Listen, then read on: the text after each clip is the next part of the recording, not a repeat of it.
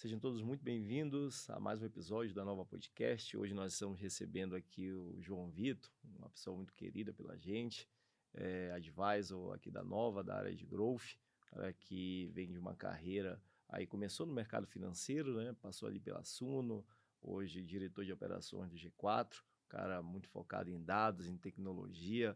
Fala um pouco, João, assim, da tua carreira, fala um pouco dessa tua passagem no mercado financeiro e como é que você hoje tem atuado no G4 Educação.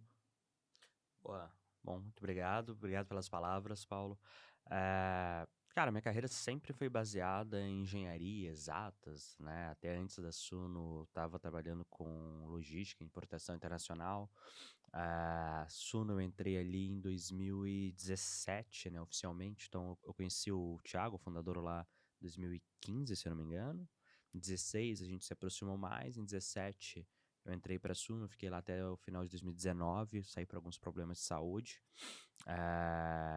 Dali eu fui pro G4 depois de uns 2 meses parados para me recuperar.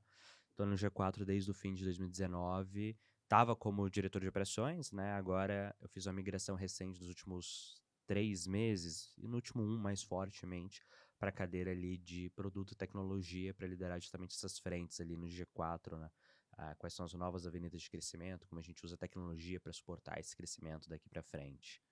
Você tem explorado bastante esse tema de inteligência artificial no G4, né? Eu acompanho, né? Te acompanho nas redes sociais e eu acho que a gente está naquela fase de experimentos, né? Como é que você tem notado o avanço desse tema aqui no Brasil e como isso tem impactado a vida de gestores, né? A galera que está aí na frente aí do empreendedorismo brasileiro? Cara, minha visão aqui, né? Acho que primeiro a gente tem que trazer o que é inteligência artificial, né? O que a gente está chamando de AI. AI, de modo geral, é uma coisa que já está nas nossas vidas há muito tempo, né? A gente está gravando esse podcast aqui. No começo a galera não viu, mas o pessoal de gravação bateu uma palma aqui. Tem uma AI ali no sistema que sincroniza automaticamente o áudio usando, né, o áudio dos microfones com o da câmera para sincronizar automático usando justamente esses pontos de referência. Isso é AI. Então, assim, você abre o Instagram, o que aparece para você tem uma AI mostrando. Então a gente tem que trazer aqui uma reflexão, tá? A gente está falando, então, não é de AI de modo geral, mas de uma AI específica, é AI generativa. O que é essa AI generativa? É uma AI que você, enquanto ser humano, consegue interagir. Então, ao invés de ser uma máquina que gera um monte de dados que outra máquina interpreta, né? Aqui a gente está falando, não, opa, é um input humano, uma máquina processa, um output que o humano consegue interpretar. Esse output pode ser tanto o input quanto o output pode ser um texto, uma imagem, um vídeo, um arquivo. E aí isso muda como que você trabalha. Por quê? Porque você tem, a melhor forma que eu tenho aqui, que eu tenho usado, inclusive, para explicar, é como se fosse um colega de trabalho que é tão inteligente quanto a sua capacidade de instruir ele a fazer as coisas. Então, se você conseguir direcionar bem a IA e explicar muito bem o que você quer, cara, ela entrega um excelente trabalho. Se você delegar mal a tarefa, ela vai fazer mal. Mas não é porque ela é ruim, é porque você delegou mal. E isso muda muito como a gente pensa, porque antes, imagina todo o processo de treinar as pessoas. Cara, hoje, por exemplo, para uma IA escrever código, você não precisa treinar ela já sabe. O que você tem que fazer é direcionar ela corretamente para o código que você quer que ela escreva. Para uma IA escrever copy, você não precisa ensinar ela a fazer copy, ela já sabe. O que você precisa é direcionar ela corretamente para escrever copy usando a estrutura de copy que você quer e usando os exemplos que você quer que ela use. E na hora que você pensa nisso, você fala, cara, dá para eu colocar um assistente para 100% do time. Isso vai aumentar a produtividade do time. Pô, mas como que eu dou um bom assistente, não um assistente que vai atrapalhar, né? Que eu brinco, você foi aluno lá no G4, né? E eu falo na aula, sempre começa contratando o mais sênior possível. Que normalmente quando você contrata um júnior, se você não consegue treinar e desenvolver, você vai ter dois trabalhos. Você vai ter o trabalho de falar pro júnior fazer e depois o trabalho de ir lá e corrigir a merda que ele fez porque você não conseguiu treinar, desenvolver e ensinar corretamente o júnior a fazer as coisas. Eu penso a mesma coisa com a AI. Se você consegue dar direcionamento claro, o que é esperado, qual que é o resultado que você espera, dar alguns exemplos, ela costuma dar outputs incríveis em, cara, basicamente qualquer área de conhecimento que você pensar, assim, de dia a dia de um negócio. produto, marketing, vendas, gestão, RH, finanças. Agora, você tem que saber qual modelo de AI, como que eu dou a instrução, como que eu dou os dados, o que que eu peço ela para fazer. Esse é o desafio que o gestor tem que ter. Ele tem que ficar ainda melhor em delegar, porque diferente de um ser humano que consegue abstrair e ele dar umas corrigidas, a AI é meio burra nesse senso. Ela é tão inteligente quanto o input que você deu. Deu input ruim, geralmente o output vai ser ruim. E interessante esse ponto que você trouxe, se a gente for usar por analogia, né, o resultado de um liderado está muito ligado ao resultado do líder, né? Do gestor que está ali na frente, tocando, dando direcionamento estratégico. Se isso daqui, você pode ter o melhor profissional do mundo na sua equipe, mas se você não tiver boas práticas de gestão, automaticamente o resultado desse cara ele tende a ser ruim. O que Não muda a muita coisa, né? gente. Tem duas coisas que a gente fala, né? A gente fala que o resultado de um gestor é a soma do resultado do time dele. Então, você não é um bom gestor porque você pegou e fez. Não, você é um bom gestor porque você direcionou o seu time foi lá e fez. E aí, para fazer isso, né, a gente costuma falar que você precisa de duas coisas. Você precisa de dar alinhamento, ou seja, contexto, e você precisa de dar autonomia para o time. Então, é explicar para o time, cara, é isso que eu espero que vocês façam, esse é o resultado final a ser atingido, essas aqui são as regras que vocês precisam seguir. Dado isso, permitiu o time trabalhar. Só que para permitir que o time trabalhe, você tem que ter um time capaz. O Andy Grove, no livro Somente os Paranoicos Sobrevivem, ele traz um contexto chamado Task Relevant Maturity, né, que é a maturidade relevante para a tarefa. Então, ele não fala, essa pessoa é júnior, pleno ou sênior. Neste contexto da tarefa que vai ser feita, no prazo que vai ser feito, na qualidade que vai ser feito, essa pessoa é sênior o bastante? Porque às vezes a pessoa é super sênior na situação normal, mas, pô, é uma pessoa que não tem muita experiência em situações de crise. Cara, situação de crise, você tem que, porrada, vai. Às vezes a pessoa não tem. Então, pô, pra essa tarefa, essa pessoa não é sênior o bastante. Eu vou ter que nela ser mais microgestor ali. Pra esse contexto, mesmo sendo uma pessoa sênior. Depois que ela passar e aprender, você avança. Então a gente olha o que eu tenho que fazer na empresa, né? Então, quais são todas as atividades que meu time faz? Em quais dessas atividades eu consigo trazer justamente um nível de clareza muito alto do resultado que eu espero, do que eu espero, ao ponto de que eu consiga instruir uma AI para fazer, primeiro suportando o time. Que é isso, é pensar como colega de trabalho com que você vai trocar. Então, um exemplo básico no G4, toda empresa contrata, beleza? A maioria dos gestores não são bons em escrever uma coisa, um artefato chamado job description. Agora imagina se o RH tendo que sentar e explicar para cada gestor que vai contratar como escrever um job description. Olha quanto tempo você está perdendo. Cara, se o seu RH perde ali um dia dele, ok? Escrevendo e treinando uma AI. Quando eu falo treinar, é basicamente escrevendo as instruções para AI, dando exemplos para ela de como fazer um job description, como ensinar outras pessoas a fazer. Você cria um GPTzinho no chat GPT e libera para todo gestor. E vamos falar que esse RH antes gastava 2 horas para cada vaga aberta na empresa para ajudar o gestor a escrever o job description. Então ele gastou um dia de trabalho dele, vai 8 horas. A partir de agora, essas 2 horas viraram 10 minutos.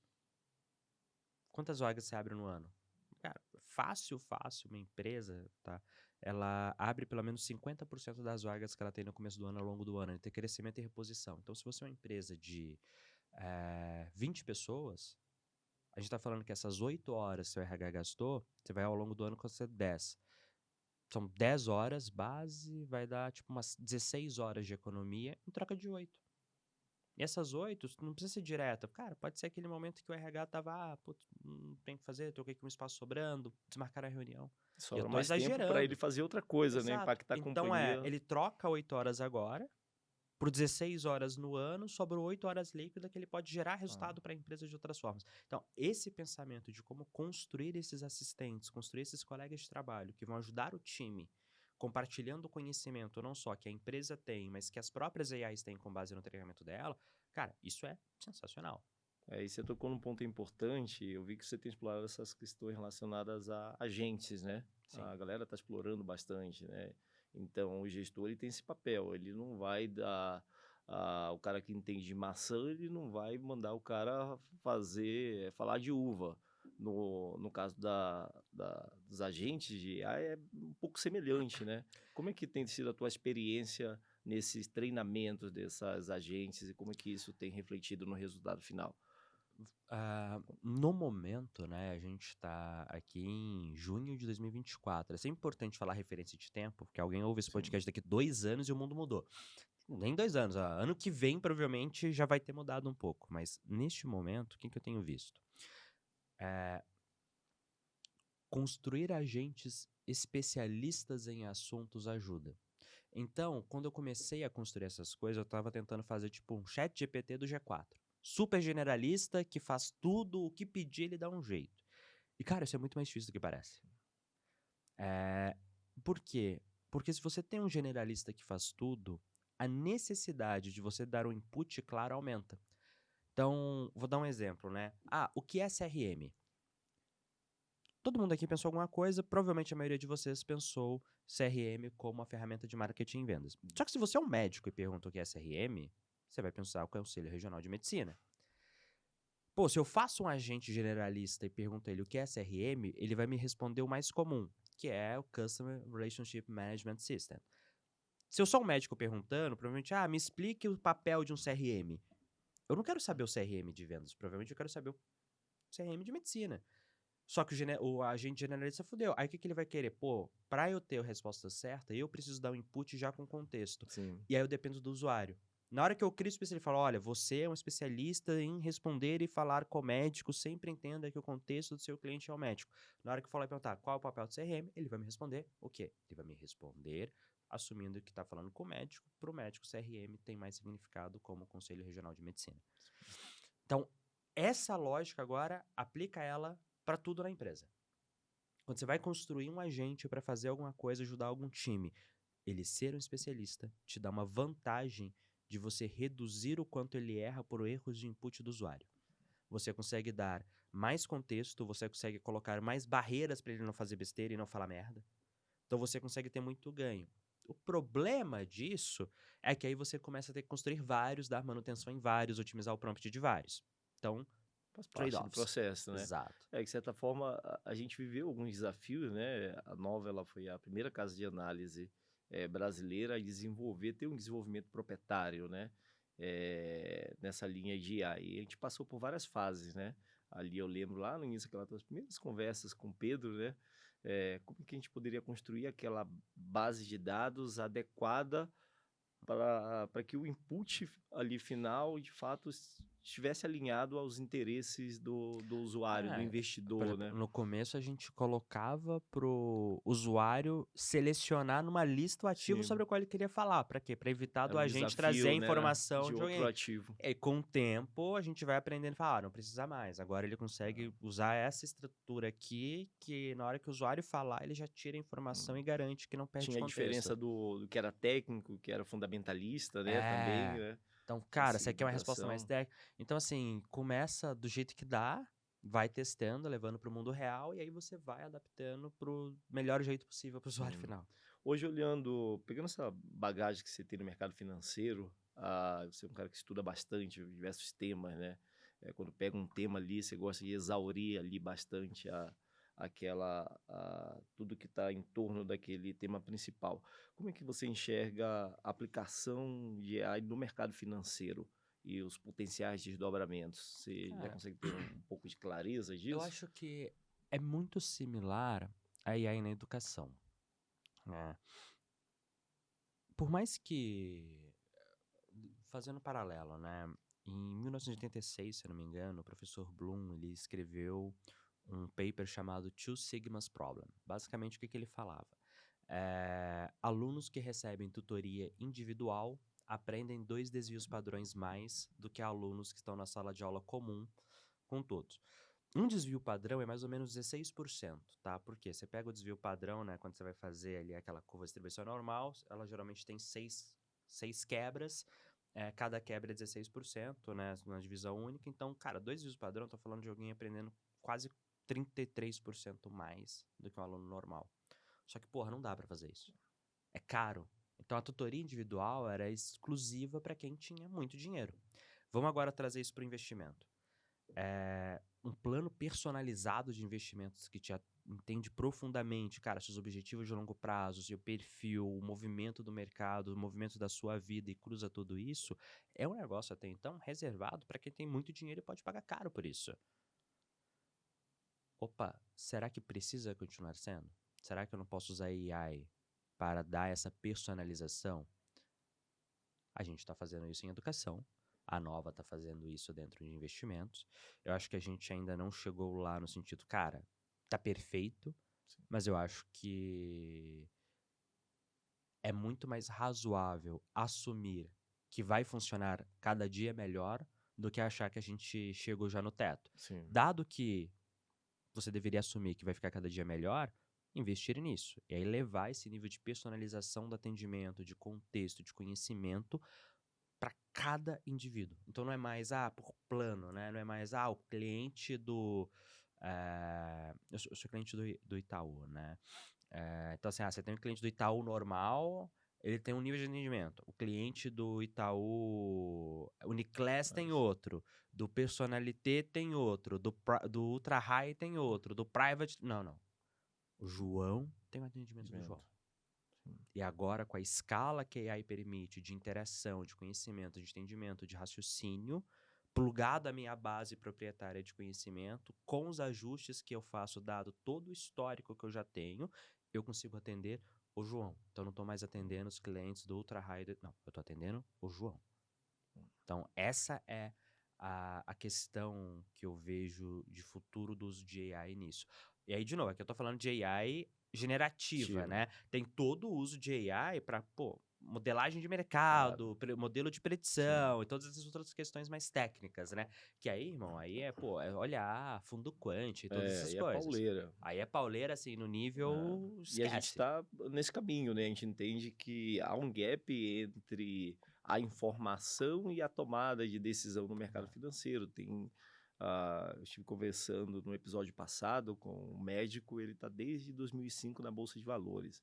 E eu perguntei a percepção dele sobre a velocidade da precificação dos ativos, né? Como ocorria antes, lá em 2005. Então ele pegou aquela fase ali do boom das commodities um pouquinho, depois pegou o subprime, e hoje ele está com uma percepção totalmente diferente, né? Como é que os ativos eles são rapidamente precificados, as informações elas circulam muito rápido, mais pessoas tomando decisão ali, então é uma dinâmica de fato diferente, né? Cara, assim, jogo de curto prazo no investimento sempre foi difícil, sempre, inegável. Nunca teve um momento em que foi fácil, e só vai ficar mais difícil. Eu acho que, assim, pra pessoa normal ali que não tá. Vamos lá, né? Mercado financeiro eu aprendi muita coisa. Uma das primeiras foi, cara, se você não vive de mercado financeiro, não seja um operador. Encontre alguém que você confia, monta uma estratégia consistente. Quanto maior o seu prazo, o seu horizonte de investimento, melhor vai ser, e foca na sua profissão, né? Tipo, o mercado, ele multiplica seu capital, ele não... O emprego te dá capital e o mercado multiplica. Ou ajuda a garantir o patrimônio, né? Exato, né? Assim, o mercado, ele é uma ferramenta de alavancagem do capital que seu emprego gera. Você quer alavancar muito, se você quer acelerar, ele pode te ajudar. Você quer só manter, ele também pode te ajudar. Mas o que te dá dinheiro de É verdade o pra você trabalho. colocar é o trabalho. Aí pensa o seguinte, cara, sou um médico. Cara, médico estuda pra caralho. Só que tem um problema de todo mundo que estuda pra caralho. Ele acha que ele estuda pra caralho qualquer coisa, ele é bom em tudo. Então, Não chega é, no mercado cara. financeiro, Chega no quebra a mercado cara. financeiro, ele é super... Não, se eu aprendi a operar Sim, um cérebro, eu sério. não vou aprender a ler um gráfico, não vou aprender a ler um balanço. Pois é, irmão, você vai descobrir que você aprendeu a operar um cérebro porque você passou 12 anos da sua vida fazendo 6 anos de faculdade, 2 anos de residência, 3 anos de Sim. especialização, pra agora você tá conseguindo operar um cérebro. O cara que tá operando contra você do outro lado fez a mesma coisa. Não é o cara que fez o cursinho online com você que tá operando, não. É o Paulo que dedica a vida dele a fazer isso. Que na hora que você tá lá indo dormir, ele tá vendo o mercado da China. Você realmente acha que você vai ganhar? Você não vai. Então, assim, ter alguém que consegue fazer isso. Só que aí, até então, acho que o grande ponto era muito caro ter acesso ao Paulo. Sim. Era muito caro ter acesso a alguém que tivesse realmente dedicado. Porque o que as empresas chegam lá? Você vai na corretora, você vai receber aquele morning call da corretora com a carteira recomendada da corretora. Ela tá pensando em você? Cara, a gente brincava muito na Suno, né, que Qual que era o diferencial? Se preocupar com o cliente. Qual que era o diferencial? Ser honesto. Esse era o diferencial. Cara, porque ninguém abre um banco porque é bonzinho. Sim. Abre banco para ganhar dinheiro. Corretor é a mesma coisa. Então, assim, cara, como é que você tem alguém que está preocupado em te ajudar a ganhar dinheiro e não a ganhar dinheiro de você? E aí eu vejo que isso envolve esse passo de entender profundamente o cliente. Entender profundamente o cliente é caro. Personalizar o acompanhamento para o cliente é caro. Eu acho que a AI começa a facilitar isso. A gente tem vivido, por exemplo, hoje, a gente levou, né, toda essa parte fundamentalista. Hoje a inteligência artificial da Nova, ela está plugada no WhatsApp, via API. O investidor, pessoa física brasileiro, pode acessar, pegar o celular e fazer uma pergunta, como quais os pontos positivos e negativos dos últimos resultados de Banco do Brasil, né? Aí já vai receber todo um direcionamento. A gente lançou recentemente o Copilot, né? Porque a gente notou a dificuldade das pessoas em continuar explorando aquele mesmo tema. O cara perguntava de Banco do Brasil, recebia um direcionamento. Como explorar mais? Hoje, com o Copilot, ele pega ali algumas sugestões, ele não precisa escrever mais, né? Aí ele seleciona ali, toca no botãozinho ali interativo, e ele já recebe ali a resposta. O que eu queria entender na tua cabeça hoje, à medida que esse processamento, esse nível de processamento de dados, ele se torna crescente, as pessoas elas vão acessando conteúdos de maneira mais rápida, mais fácil, o quanto que isso tende a deixar um usuário médio um pouco preguiçoso para explorar novos assuntos, e isso acabar gerando uma ineficiência, né, de mercado. Um exemplo, pô, se muita gente está explorando muitos dados, estão conseguindo cruzar, onde que vai estar a Cara, ineficiência? então, eu acredito. Essa resposta aqui ela tem dois ângulos, tá? Tem um ângulo que é literalmente responder essa pergunta.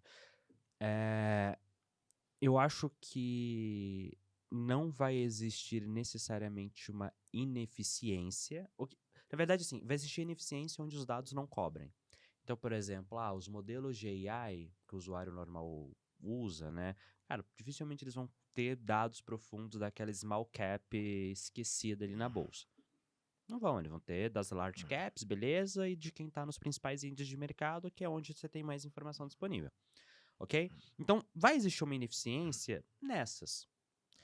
Não é tão diferente do que já existe hoje, talvez seja um pouco exacerbado, mas vai continuar existindo. Agora, eu acredito que o usuário médio, o que vai acontecer? Ele vai estar olhando não necessariamente para o investimento, mas para a vida financeira dele. Então é muito mais como se fosse, né, um financial planner da vida dele em AI do que um assessor de investimentos puro e simples. Hum. Inclusive, eu acho que a parte de investimentos, a grande maioria das pessoas deveria caminhar para modelos mais automatizados, seja uma carteira administrada ou passivo, um ETF. Porque, de novo, No volta, mercado você americano, não né? Comprar é. Bova 11 aqui, se eu perder de lavar. Mas É. aí entra aquilo de ter ali alguém, pô, por exemplo, você entra na carteira, cara, vai ter algum momento em que vai fazer sentido você comprar o Bova 11. Hum. E vai ter algum Sim, momento que vai fazer dependendo do sentido você comprar ciclo. mais. Aí entra, É. cara, como que você tá? Pô, João, não, eu passivão, cara, não quero nem olhar pra isso. Irmão, na boa, compra o BVB 11? IM5B11 e o É. IVVB11, 70% Sim. IVVB, 30% IM, E e esquece. esquece essa merda, aporta todo Não vai mês, é isso trabalhar, aí, vai e vai cuidar da tua trabalhar. vida. Não, João, pô, cara, eu quero assim ter um retorno um pouco maior, tô disposto a ver um drawdown na minha conta, não sei o quê. Cara, vai então atrás de algum parceiro que tem uma estratégia consistente com o qual você se identifique, que vai te entender e vai sugerir alguma coisa mais ou menos personalizada para você, a depender do nível de personalização que você quer. E aí você começar a crescer, não olhar só investimento, e olhar, pô, eu, João, vou ter filho agora. Vou ter filho em outubro, né? Cara, a minha forma de ver investimentos já começou a mudar. Pô, eu não tinha previdência. Agora eu tenho uma previdência pensando em planejamento sucessório para minha vida, para minha filha. E aí? Tipo, é uma coisa que não existia antes. Então, a gente não tá falando mais só de investimento. A gente tá falando do planejamento financeiro da vida do João, dado o contexto da vida dele, dado o contexto do mercado. Pô, é melhor pegar um fundo de previdência agora focado em renda fixa por conta da curva de juros? Ou é melhor fazer uma migração desse fundo para um fundo mais que tenha renda variável, que agora no Brasil você tem, né? Antes era super restritivo, agora você tem a opção. Porque, cara, para minha filha, que vai nascer agora, desculpa, eu não vou fazer trade, cripto. Eu não vou, cara, que eu tô criando com um showzinho de segurança pra minha filha, irmão. Quando ela tiver 18 anos lá, ou sei lá, alguma coisa dessas, eu vou dar esse dinheiro pra ela, pra ser um negócio tranquilinho, pra o aporte que eu faço todo mês, sei lá, eu coloco tipo R$ 2.000 por mês pra ela hoje nisso. Daqui 18 anos, quando ela tirar, esse negócio ter rendido inflação mais ter batido em uma B6. Então, eu preciso que ele tenha rendido inflação mais 7, pelo menos, na América. E that's it. Eu não quero drawdown. Eu não quero, no meio do caminho, ver menos 50% nisso. Agora, a carteira do João, é outra história. Porque, cara, eu tenho um salário legal, eu tenho os dividendos, eu tenho as coisas, eu tenho um patrimônio guardado. Aí, pô, vou colocar 70% de renda fixa. Depois que minha filha tiver criado, eu tiver velho, eu vou falar, mano, foda-se agora, ó. Jéssica, minha esposa, montei esse trust aqui, tem não sei quantos milhões que é pra pagar as contas. Essa porra aqui agora, irmão, vai ser porradaria. Isso aqui agora eu vou brincar de mercado. Mas outro você rolê. tem essa consciência, né? O negócio que o investidor médio ainda precisa alcançar todos esses níveis de consciência, né? Mas eu vejo que esse é o papel, Ah, sabe? Assim, quando eu vejo o que a Nova deveria fazer, num primeiro momento olhando como business, pega o cliente com mais alto nível de consciência que já entende isso e trabalha com ele. Só que você vai descendo, o Elon Musk, o plano da Tesla, né? Qual que é o plano da Tesla? Você vai lançar um super carro elétrico caro e vai vender. Você vai pegar o lucro e financiar um carro mais barato. Não é um carro barato, é um carro mais barato. Você vai pegar o lucro e financiar um carro mais barato. Até chegar um momento que você tem um carro elétrico barato, mass produced. Eu vejo a Nova a mesma coisa. A história da Nova. Vocês atendiam só os clientes do private super caros e agora está descendo para conseguir pegar um cliente com nível de consciência menor. Por quê? Porque já estruturou e pode se dar ao luxo de fazer esse investimento de educação. Mas é o futuro que eu vejo. E aí o que eu vejo da AI que você perguntou, ela torna isso mais barato. Porra, qual que era o tamanho que o time da Nova precisaria ter para conseguir entender o momento de vida de cada cliente e montar um plano personalizado? Cara, para você ter 10 mil clientes, esquece, não teria. Agora, pô, com a AI hoje talvez eu não consiga 10 mil, mas hoje talvez consiga 3 mil clientes ali nesse plano mais personalizado, 2 mil que seja. Cara, 1.000 já é muito mais do que você conseguiria sem. e atendendo com mais qualidade, né? Pois A é. entrega na ponta final. E eu queria entender, João, a tua percepção. A gente olha hoje o mercado financeiro como um todo, né? Tirando essa parte de gestão, que é muito black box, né? Da porta para dentro. A Nova, nós fizemos algumas contratações estratégicas, trazendo especialistas aí da área de machine learning, e eu fiquei assim abismado, uma coisa que eu não compreendi. A partir do momento que o modelo ele está pronto, né, de fato está rodando, você não tem mais acesso ao, não tem como, na verdade, você ter acesso qual tem sido o raciocínio do modelo, né? Você tem acesso à arquitetura dele, depois que ele está pronto, está rodando, está processando aqueles dados e para chegar a um determinado raciocínio, você não sabe o que está acontecendo, né? O que está processando ali por dentro. Então, de fato, é um grande black box.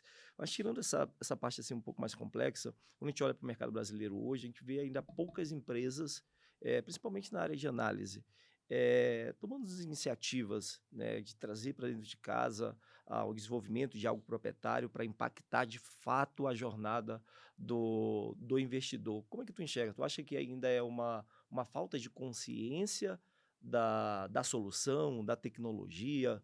Como é que é a tua visão acerca disso? Tem uma frase, né, do Peter Drucker que ele não é bem uma frase, mas é um conceito que ele traz que assim, geralmente o que mata as empresas não é elas não mudar, tipo assim, o que elas fazem mal, né? É o que elas fazem bem por muito tempo quando elas deveriam mudar. Cara, vamos olhar. No resumo do resumo do resumo, tá? Não me entenda mal. O que que uma casa de análise faz? Vende PDF. A margem é extremamente alta. O seu principal custo depois do governo é marketing. Ah, tem um time de análise, mas cara, se você for minimamente competente, você escala, esse custo fixo de análise é totalmente diluído e você está vendendo PDF. Na hora que você coloca tecnologia, você começa a ter um custo alto de servir. Você começa a ter esse custo de token, de processamento, R&D. Então as empresas, na minha visão, querem falar, cara, meu negócio está indo bem, eu estou crescendo junto com o que o mercado cresce mais ou menos, E o mercado brasileiro é pequeno o mercado ainda, brasileiro né? é pequeno, a gente está num timing de mercado Ah, que não tá bom para o investidor comum, a gente não tá no bull market, então o número de novos entrantes no mercado não tá indo, então, ou seja, eu já não tô crescendo tanto agora. Minha margem já tá boa.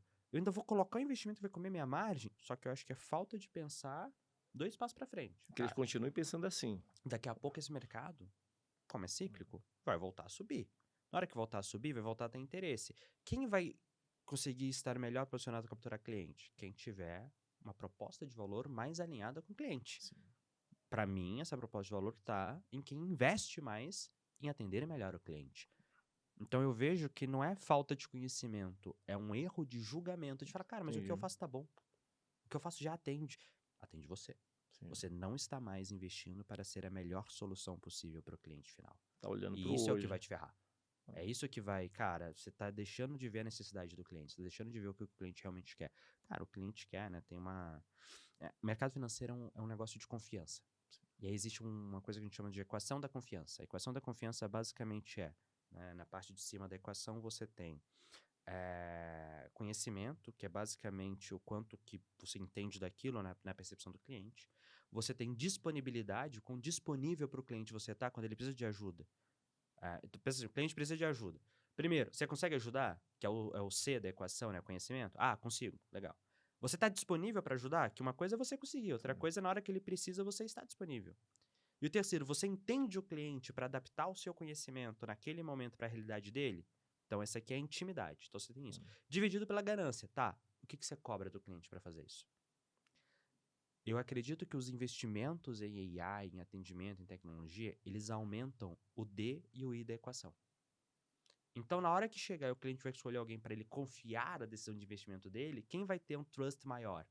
A pessoa que tiver investido mais para aumentar o D e o I. Porque o conhecimento pelo conhecimento, essa parte eu acho que todo mundo meio que investe. A gente pode discutir, mas eu tenho um conhecimento diferente. Mas todo mundo vai na sua. Vai ter o cara que vai investir profundamente em conhecimento fundamentalista, vai ter o cara o modelo proprietário. Mas beleza, esse todo mundo investe. O D e o I é onde eu acho que a grande maioria das casas de análise não estão investindo.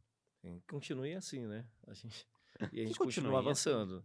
E é interessante que você tocou nesse ponto, né? Porque, no final das contas, a gente sabe que quem vem para o mercado financeiro quer resultado, É quer isso. ganhar dinheiro. Bom, Justo. né? Aí pode ir por um caminho mais errático ou não, mas ele quer ganhar dinheiro. Isso aí não tem. Talvez alguns querem apenas manter o patrimônio, mas a gente está falando de uma parcela muito pequena, né? O cara que, sei lá, tem 20, 30 milhões, o cara não está muito E preocupado em. honestamente, eu não acredito que ninguém quer só manter. É, O cara pode sim, estar assim, ele pode estar numa linha de que eu prefiro não perder do que ganhar, sim. mas todo Mas mundo ele ali quer no ganhar fundo, ele quer dinheiro no abrir, ele final quer do abrir a dia. conta amanhã e É, ter mais dinheiro. Porque, eu quero manter 20 milhões, vamos falar que vamos desconsiderar a inflação. Eu quero manter 20 milhões para sempre. Mas você quer sacar 2 milhões por ano, né? Então, na sim, verdade, você quer ganhar 10% ao sim. ano. Todo mundo quer Todo ganhar. mundo quer ganhar dinheiro no final do dia. Então, partindo desse princípio, entendendo como nós somos uma casa de análise focada em resultado, eu costumo dizer para os membros que se a gente não entregar resultado, nós vamos falhar miseravelmente na Isso. nossa principal missão. Nunca nenhum usuário da Nova, nenhum membro ouviu da gente, o negócio não está legal, o governo não está legal. Não, se a gente é uma casa de análise focada em dados, se política não faz parte do nosso processo de tomada de decisão, notícia, como é que eu vou dizer para o usuário final, a carteira está caindo porque foi culpa do governo? É muito cômodo, de certa forma, você terceirizar a sua culpa. Né? Tipo assim, e aí, né? Eu disse que era para você comprar essas ações, esse grupo de ações, que o mercado ia subir, aí o mercado caiu, sua carteira teve um drawdown de 30%, aí a culpa é do Biden, a É a culpa é famosa, do a culpa é Fed. minha, eu coloco em quem eu quiser e eu escolho colocar no Biden. Entendeu? Aí, como o investidor médio está imerso nisso, acha que o correto é olhar para a política, para narrativas, ele acaba comprando a ideia e vira toda essa bola de É o que neve. ele sempre viu, É, né? Tipo assim, cara, você pega a Morning Call de corretora, vamos lá. Qual que é o primeiro contato com investimentos da esmagadora maioria das pessoas? Ou é um influenciador de investimento que vai ficar comentando notícia porque isso dá engajamento, o educador financeiro. Ele se posiciona como educador financeiro, mas a maioria não é, né? A maioria é influenciador financeiro ali que tá querendo ganhar Meio dinheiro com aquilo. papagaio de notícia, né? Por quê? Porque isso É, engaja. Então, assim, o primeiro contato ou é isso, ou é alguma coisa de corretora e banco que, como precisa produzir volume de coisa, vai usar notícia. Então, o investidor médio, ele é educado a acreditar em notícia. hum, Cara, assim, beleza, algumas notícias a gente pode até discutir, faz sentido, elas fazem sim, preço, tem... Cara, vamos lá. Eu não acredito em ninguém que chegue e fala que estava esperando o Covid. sim. Qualquer pessoa que fala: "Não, mas eu estava esperando", eu falo: "Não, você não estava. Você podia até estar usando uma barbell lá do Taleb e estar preparado para um cisne negro a qualquer Sim, momento. sim. Ok, agora, você estava esperando exatamente o Covid em março de Não, 2020? Eu duvido, não. irmão". Não, sabe o que é legal disso daqui? Porque entra muito na classificação de risco, né? Porque, na verdade, mercado é risco. A gente, Exato. por exemplo, aqui na Nova, a gente não quer saber quando é o fundo e quando é o topo. Eu quero saber qual é o meu risco, com base naquilo que é importante para o meu modelo. Pô, o meu risco é alto aqui, beleza, eu quero estar subalocado. Foda-se o que vai acontecer depois, como você Você se falou. Ninguém prepara. sabia, eu É, estou só que preparado aí para o esse é o cenário negócio legal. caótico. Então, assim, uma notícia como o Covid de março de 2020, ela move o mercado. Sim. Porque ninguém esperava. Agora, você realmente acha que a notícia que tá no Morning Call da sua corretora, que milhões de pessoas estão lendo mesmo, ela que vai fazer diferença? Não Não tem como, vai. né? Só que assim, as pessoas são treinadas e É. educadas pra isso. Mas tu sabe que isso daqui é um pouco mais embaixo, né? Porque isso está muito ligado com a falta de entendimento da natureza do mercado secundário, que Sim. popularmente as pessoas chamam de bolsa de valores, né? Porque você fala para o investidor médio, pergunta para ele: você comprou ações de Vale, para onde o seu dinheiro foi? Tá? Na cabeça dele, eu já fiz essa Foi pra pesquisa, Vale. foi para Vale. Ou seja, ele vai para o churrasco no final de semana, conversar com um amigo, cara, eu sou investidor de Vale, comprei ações, ele estufa o peito, beleza. Tá? Ele acha que o dinheiro está financiando uma operação ali, que aquilo no final do mês vai reverberar nos dividendos e que ele vai começar a ganhar dinheiro. Então, eu acho que falta um pouco de entendimento do É. mecanismo do mercado secundário. Agora, a gente teve essa conversa, né? Que aí, vamos lá, no mercado, se alguém tá comprando, alguém tá vendendo, não é a empresa normalmente. Normalmente é um outro investidor. Então, na hora que eu vou lá e compro, sei lá, R$ 10.000 de ações da Vale, a Vale ganhou zero. Existem os momentos onde eu compro R$ 10.000 de ações da Vale, são os momentos de Sim, emissão de primária. emissão primária. Agora, ao mesmo tempo, o fato de eu ter comprado ações da Vale, manter ações da Vale, ter negociação de ações da Vale no secundário, onde a Vale não ganha nada de primeira, dá liquidez para a Vale, Sim, permite que ela faça aquisições usando as ações gastando menos do que sim, gastando dinheiro, permite que ela contrate um crédito no mercado mais barato do que se ela não tivesse. Então, assim, você tem vários níveis de impacto do mercado. sim. E aí eu tenho uma pergunta que é: o quanto que o cidadão médio, né, precisa de fato entender isso?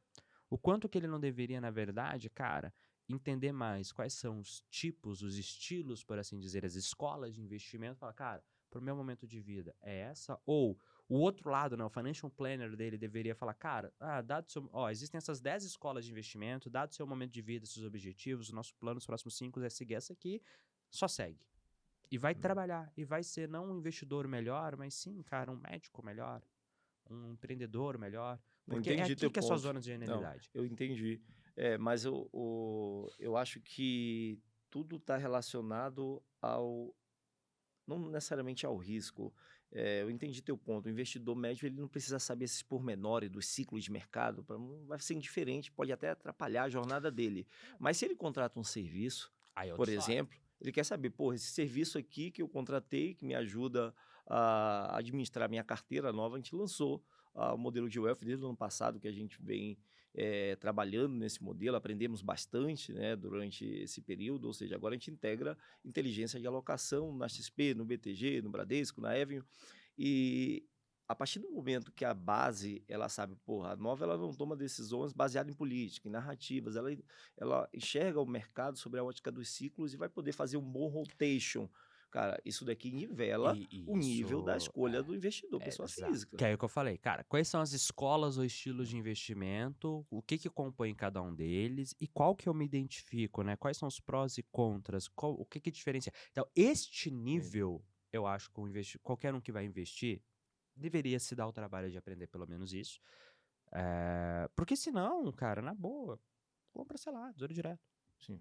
Sabe? Tipo assim, não quero aprender nada. Compra o Tesouro Direto e esquece. Mas o que é Tesouro Direto? Não, você não quer aprender. Não quer aprender? Compra o Tesouro Direto. Você quer sacar esse dinheiro quando? 2040, beleza. B45, IPCA mais quase, tá batendo 7 já, né? Sim. E é isso, irmão. E tá ótimo. Você quer aprender? Vamos aprender o básico. Quais são os tipos de investimento? Eu tenho investimento de curto prazo, longo prazo. Eu tenho essas classes de ativo, né? Eu tenho mercado à vista, eu tenho derivativos, eu tenho futuros. Dentro de cada um eu tenho ali o que é moeda, eu tenho o que é... Pô, beleza. Entendi. Cara, isso aqui são os níveis de risco que eu me exponho, de volatilidade que eu me exponho. Dado o meu objetivo e horizonte de investimentos, o que faz sentido pra mim? E aí confia no método. Então, assim, talvez o ponto seja, aprenda os métodos possíveis, escolha um e confie nele.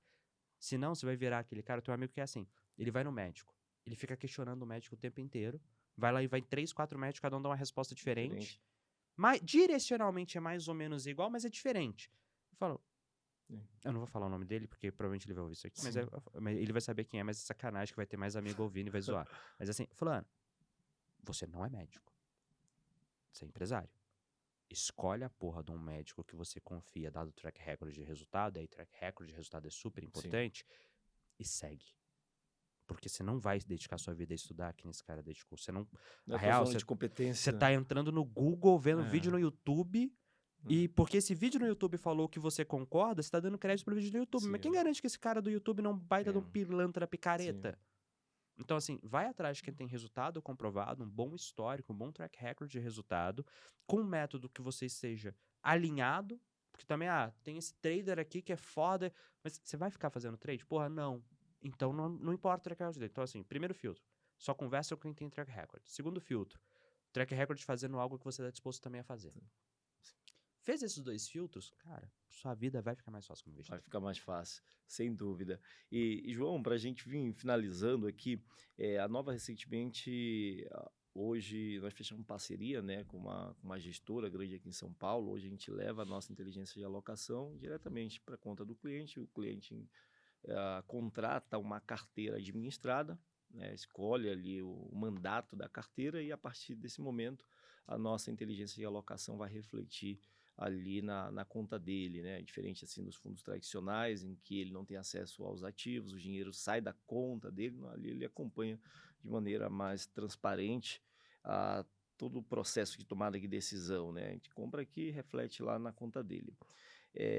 Olhando hoje para o crescimento do mercado financeiro brasileiro, entrando nesse aspecto do resultado, né? Não basta hoje o investidor de 2006, 2008, por exemplo, 2007, quando você começou a sua jornada assim lá no mercado, trabalhando na Suno, ele está mais consciente. Não é o mesmo investidor. O cara de 2020 não é o mesmo de 2024, né? Tanto que você vê hoje muitos escritórios credenciados à corretora fazendo alguns movimentos. Por exemplo, a Monte Bravo, porra, eu quero ter gestora, porra, agora eu quero ser corretora. Isso está alinhado com uma perspectiva, eu não quero só dizer que eu sou bom, eu não quero só apontar o caminho, eu quero trazer para dentro de casa e quero gerar o resultado. Né? Por exemplo, um escritório tradicional, né? Ele acaba pegando informações diversas ali, vai direcionando a alocação, pegando diversos fundos, e hoje eu tenho percebido que as empresas do mercado financeiro, especialmente assessoria de investimento, elas estão trazendo o investidor mais para próximo. Pô, eu quero ter a minha inteligência de alocação, é isso aqui que eu faço, essa é a minha filosofia de investimentos. Queria entender como é que você enxerga essa evolução do mercado. Aquele mercado lá de 2017, quando você começou na Suno, a esse mercado agora voltado ao resultado. Eu quero te entregar o resultado e não mais te dar uma recomendação. O futuro das casas de análise tradicional. Trazer uma pergunta assim um pouco mais polêmica. Vamos lá. Eu não acho que elas já evoluíram isso tudo que você falou, tá? De verdade, assim, eu acho que hoje continua vendendo PDF. Essa é a verdade. Algumas pessoas começaram a pensar diferente. Mas se a gente olha, qual que é a penetração de investimento no Brasil? A gente tem 4 milhões de investidores em bolsa? Muito aquele investidor que ganhou do A Nubank. média é 10 mil reais, se eu não me engano, da carteira. O aporte médio no Brasil é 300 reais por mês ainda. Então, assim, Assim, cara, o brasileiro não tá educado bastante ainda. Ele tem. O brasileiro médio, ele compra a promessa de ganhar dinheiro. Ele não compra nem a recomendação de investimento, quem dirá o resultado. Ele compra a promessa. Então, estão vendendo promessa, entregando PDF, e alguns conseguem gerar resultado por acidente. Esse é o resumo do mercado atual. Agora, quando nós olhamos para mercados mais maduros, e eu acredito que o Brasil ele tem potencial para virar um mercado maduro, dado o nosso tamanho, a população e todas essas questões, cara, o fato do brasileiro médio é early adopter de tecnologia pra caralho. Tipo assim, a gente não percebe, mas o Brasil adota a tecnologia muito rápido. E a tecnologia normalmente gera muito acesso. É você olhar, cripto, a gente tem mais investidores de cripto do que de bolsa. Por quê? Porque foi fácil adotar cripto. Os caras de cripto, eles trouxeram a tecnologia e facilitaram. Então eu vejo esse investimento de facilitação de acesso aumentando a adoção. Na hora que você começa a aumentar a adoção, você vai trazer mais questionamento crítico do que eu tô comprando, o que tá fazendo sentido. Então eu vejo no horizonte aí de 5 a 10 anos um shift muito grande no mercado, da maioria dos investidores irem para estratégias mais automatizadas, para estratégias mais baseadas em track record real do que em recomendação e popularidade, e isso mudando dinâmica de mercado. Então, eu vejo isso acontecendo no horizonte de 5 a 10 anos. Já mudou de 2017 para 2024? Sem dúvida nenhuma. Ponto. Já é outro mercado, até por tamanho, por porte, o número de ativos, o que está disponível, o que não está. Porra, quando eu comecei, cara, ali em 2017, eu comecei a investir em 2016, né? Teu primeiro aporte. Meu primeiro aporte foi em 2016. 2017 para cá, cara, 2017, para investir no exterior, você tinha que mandar uma grana para fora, abrir a conta na Charles Schwab, que era a opção que todo brasileiro, Não. quando ia fazer, escolhia, né? Todo brasileiro que não tinha capital na época para abrir a conta, sei lá, na XP Internacional, no Itaú Global, era Charles Schwab. Você tinha que mandar, acho que era $10.000 de mínimo para abrir a conta. Hoje você entra e abre uma conta na Evelyn. Porra, pro cara querer te convencer a continuar investindo no Brasil, ele tem que te mostrar alguma coisa diferente. E isso só vai aumentar.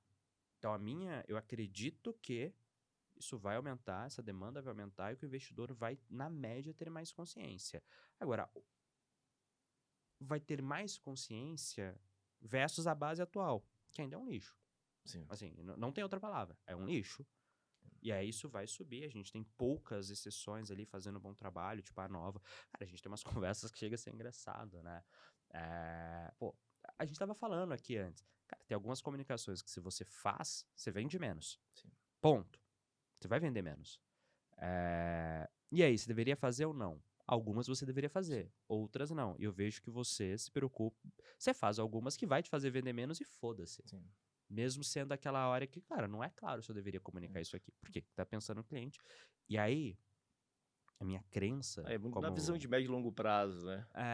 É assim, e a minha crença, de verdade, quem vai ganhar é a empresa que estiver mais alinhada com o cliente, porque a gente não pode julgar que as pessoas são burras. Você tem que julgar que as pessoas podem não ser gênias, mas não são burras. Elas vão ver que elas estão se ferrando. Elas vão ver e falar, cara, mas eu tô todo mês colocando mais dinheiro e no fim do ano eu tô com menos dinheiro do que eu... Porra, é foda. Ela vai se questionar. Atrás da orelha vai... Tem algo estranho. Deixa eu olhar pro lado e ver se ali meu coleguinha tá vendo. E elas vão chegar em quem tá alinhado com o cliente. Quem tá alinhado com o cliente? Quem tá pensando em ajudar o cliente a ganhar dinheiro. E não quem tá pensando em ganhar o dinheiro do cliente. E eu vejo essa tendência. E isso acaba sendo um grande dilema para as casas de análise tradicionais. Sabe por quê? Por exemplo, final do ano. Chegou final do ano, a Bolsa tinha entregado aquele rally, vinha subindo desde novembro, outubro. Eu achei interessante, eu participei de uma matéria, foi na Veja Mercado, tá? E a jornalista, a primeira matéria foi confrontando, né, a análise assim, mais tradicional com a análise da Nova. E deu o direcionamento e no final ela pegou e colocou assim, mas há quem queira nadar contra a maré. Né, trouxe ali, estava todo mundo olhando para a taxa de juros americana e a gente já estava vislumbrando ali uma inflexão, ficou todo mundo eufórico no primeiro corte da Selic, Bolsa caiu por 4 meses, de julho, início de agosto até aproximadamente final de outubro, e a gente começou a visualizar ali uma mudança. Aí chegou o final do ano, todo mundo eufórico de novo, né? Porra, a Bolsa rompeu máxima histórica. Naquele momento, meu direcionamento para a área de growth da Nova, eu soltei aquele comunicado, né? Que a gente não ia entrar na vala comum. E meu direcionamento foi claro. A partir de hoje, eu acho que a gente estava ali meados de dezembro, nós já vislumbrava que os riscos estavam aumentando. A partir de hoje, não é para sair nenhuma comunicação que faça o nosso público, da porta para fora, imaginar que agora é a hora, agora é o momento. Se uma casa de análise tradicional faz isso, ela deixa de faturar, porque o foco dela não é resultado. Tá entendendo? Na Então, verdade, é o resultado dela. é o resultado dela, não Não é o do é o cliente. resultado do cliente, entendeu? Então, quando eu olho, assim, para o médio e longo prazo, eu entendo, como founder da Nova, que o nosso crescimento, na verdade, o nosso crescimento desde o dia 1 é o crescimento do cliente. Isso. Então, eu abro a boca com muito orgulho para dizer que todos os nossos membros que estão hoje na Nova, né, alguns participando dos nossos eventos aqui em São Paulo, eles sabem dessa diferença, porque isso reflete não só no relacionamento, mas também no resultado. Olhando, você que olha muito produto, mercado, você acha que o modelo tradicional da recomendação, do relatório, ele vai morrer no longo prazo?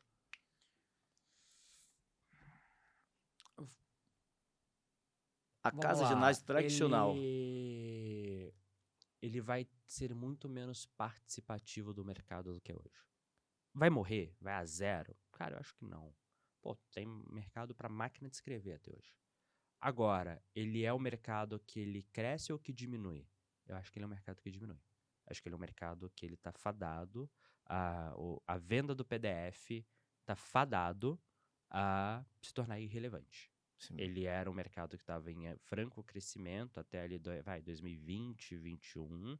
Eu acho que agora ele tá de lado. Deve ver mais algum boom ou outro quando a gente... Ciclo de Voltar pro home mercado. market. Mas se eu olho o horizonte, João, daqui 30 anos, uma geração. Você acha que as pessoas vão estar investindo baseado no PDF que elas receberam por e-mail? Nem a pau. Bem menos. Bem menos, assim, pouquíssimas pessoas. No total de investidores, vai ser menos, percentualmente vai ser menos do que hoje. Por mais que talvez em absoluto jamais vai ser menos. E o que isso significa? Cara, significa uma mudança. As pessoas vão estar investindo como? Eu acredito de verdade, seguindo recomendações mais personalizadas a nível indivíduo, mais adaptadas para as necessidades, para os desejos delas, boa parte mais automatizada. Elas Indo vão pro dar lado só da um gestão, ok, né? muito pro lado da gestão de patrimônio. Por quê? Porque elas vão aprender, cara, tipo, os Estados Unidos, né, que 50% da população investe, todo mundo sempre deixa de fora uma informação, eles investem por meio de seus fundos de pensão. Sim. É o 401k. Eles não vão lá na bolsa e compram. Não. Eles têm fundos de pensão, onde eles estão deixando a aposentadoria deles, que eles vão lá e fazem depósito todo mês, e esse fundo faz a gestão dessa aposentadoria. Então não é 50% das pessoas com a conta em corretora indo lá. Não, irmão. Não é isso. Não. E eu acredito nisso. As pessoas vão entender, cara, eu preciso encontrar alguém que eu confie, que tenha uma estratégia condizente com o que eu quero, que tenha um track record comprovado, e eu vou delegar, acompanhando, mas delegar a gestão do meu patrimônio, focar no meu trabalho, ganhar dinheiro e mandar pra lá. Quando você pensa que esse é o futuro, pra que eu vou ficar recebendo a porra do PDF me falando que comprar o que vender, de eu ter que abrir, eu ter que Você fazer... me diz que é bom, que isso daqui é bom, então me dá um produto aí que me gere facilita a minha resultado. vida. Pronto, facilita a minha vida. É É assim isso. que a gente chega, É por isso isso que eu que nós acredito. estamos encaminhando a Nova aí para esse lado de wealth e a gente está bastante animado. João, obrigado pela tua Muito obrigado participação, pelo obrigado por convite. compartilhar aí um pouco da tua experiência no mercado, também na área de gestão. Turma, peço que, se você gostou desse episódio, deixe seu comentário, traga novas sugestões aqui de convidados que a gente vai continuar abordando temas que, de fato, têm um potencial de gerar valor na jornada do investidor brasileiro, a pessoa física. Boa. Muito obrigado. Valeu!